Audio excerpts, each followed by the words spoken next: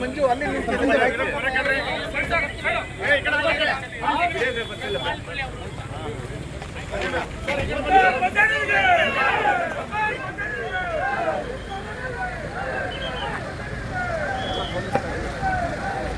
ಇದು ಇವರು ಡಿಸ್ಟ್ರಿಕ್ಟ್ ಇವರು ಸರ್ ಡಿಸ್ಟ್ರಿಕ್ಟ್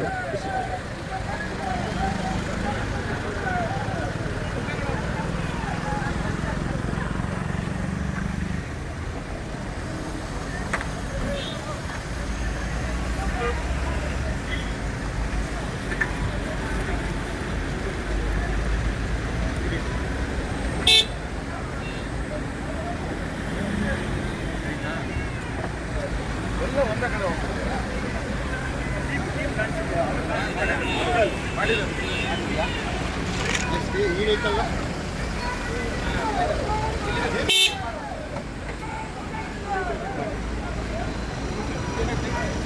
ರೆಕಾರ್ಡ್ ಮಾಡಿ ಕಟ್ ಮಾಡೋದು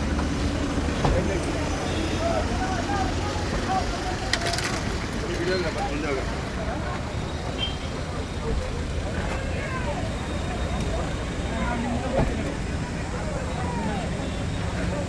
ಆಯ್ತಾ ಒಬ್ಬರು ವಿಡಿಯೋಗ್ರಾಫರ್ ಅಲ್ಲಿಗೆ ಹೋಗ್ಬಿಡಿ ಅಲ್ಲಿ ಅಲ್ಲಿ ಏನು ನಡೀತದೆ ಅದು ವಿಡಿಯೋಗ್ರಾಫರ್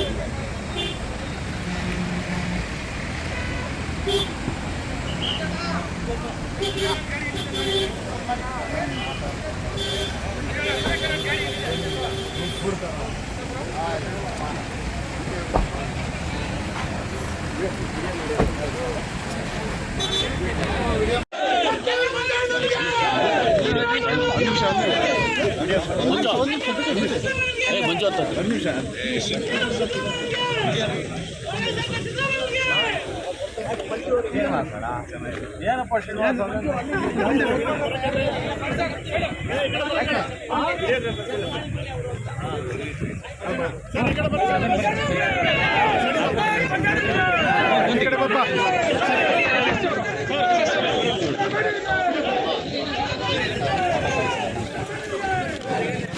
ಆಯ್ತಾ ಇನ್ನೊಂದು ವೆಹಿಕಲ್ ನೋಡಿ ಬೇರೆ ವೆಹಿಕಲ್ಸ್ ನೋಡ್ಬಿಟ್ಟು ಬೇಗ ಬೇಗ ಅಲ್ಲಿ ವೆಹಿಕಲ್ಸ್ ನೋಡಿ ನೋಡಿ ಬನ್ನಿ ಸರ್ ಸ್ವಲ್ಪ ಡಿಕ್ಕಿ ಓಪನ್ ಮಾಡಿ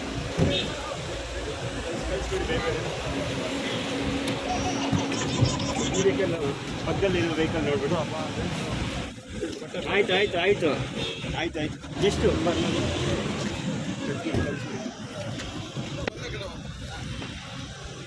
ಟೀಮ್ ಕಾಣಿಸ್ತಿದೆ ಅವ್ರು ಮಾಡಿದೆ ಬಿಡಿ ಸರ್ ನೆಕ್ಸ್ಟ್ ಈ ವೆಹಿಕಲ್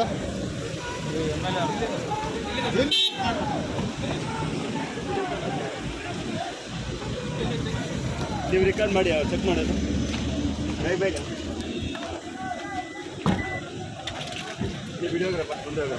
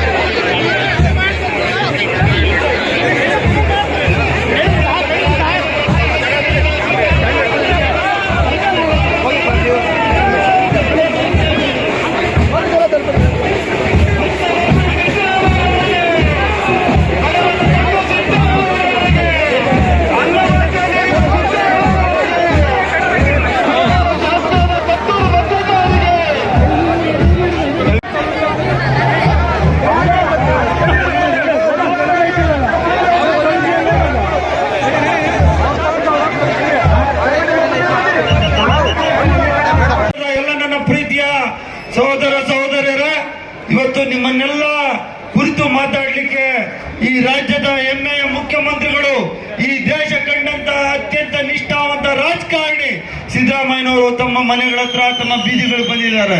ಇವತ್ತು ಈ ದೇಶದಲ್ಲಿ ಏನೇನು ನಡೀತಾ ಇದೆ ಅಂತ ನಿಮ್ಗೆ ಗೊತ್ತಿದೆ.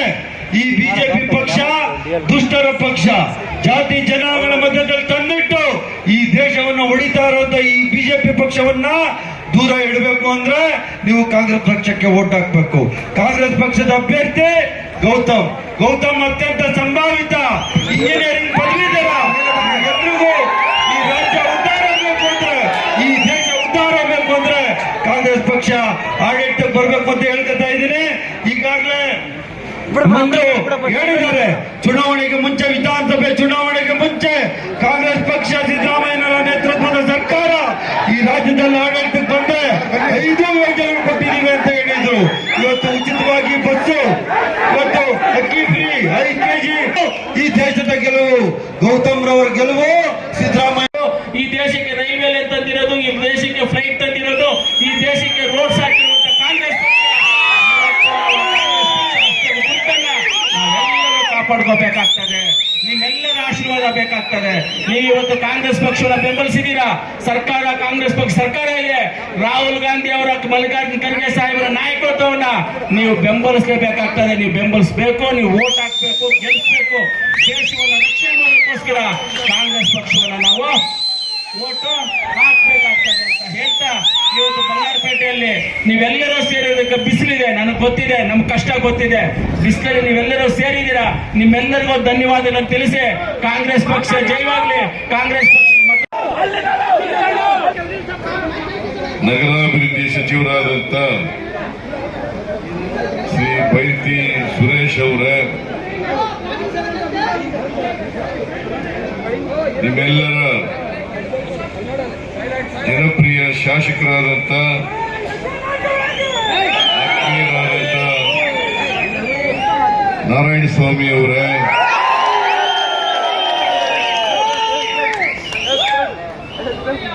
ಹಿರಿಯರಾದಂತ ಹಾಗೂ ವಿಧಾನ ಪರಿಷತ್ತಿನ ಸದಸ್ಯರಾದಂತ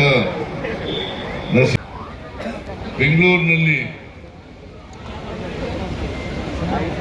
ಸಾರ್ವಜನಿಕ ಸಭೆಗಳನ್ನು ಉದ್ದೇಶಿಸಿ ಭಾಷಣ ಮಾಡಿದ್ರು.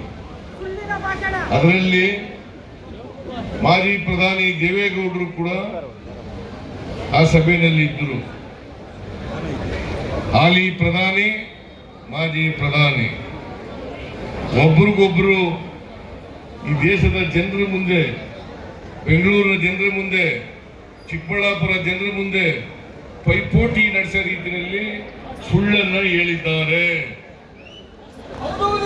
ನರೇಂದ್ರ ಮೋದಿ ಅವರು ಸುಳ್ಳು ಹೇಳಿದ್ದಾರೆ, ದೇವೇಗೌಡರು ಕೂಡ ಸುಳ್ಳು ಹೇಳಿದ್ದಾರೆ.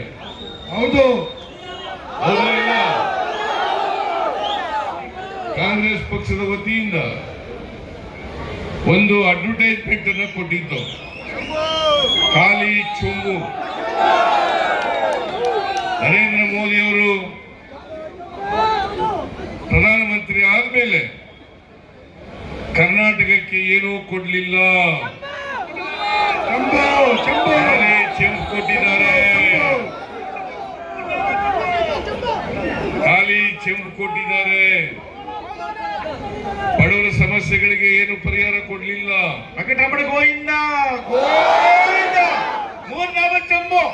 ರೈತರ ಸಮಸ್ಯೆಗಳಿಗೆ ಪರಿಹಾರ ಕೊಡ್ಲಿಲ್ಲ, ದಲಿತರ ಸಮಸ್ಯೆಗಳಿಗೆ ಪರಿಹಾರ ಕೊಡ್ಲಿಲ್ಲ, ಮಹಿಳೆಯರ ಸಮಸ್ಯೆಗಳಿಗೆ ಪರಿಹಾರ ಕೊಡ್ಲಿಲ್ಲ, ಹಿಂದುಳಿದವರು ಅಲ್ಪಸಂಖ್ಯಾತರ ಸಮಸ್ಯೆಗಳಿಗೆ ಪರಿಹಾರ ಕೊಡ್ಲಿಲ್ಲ.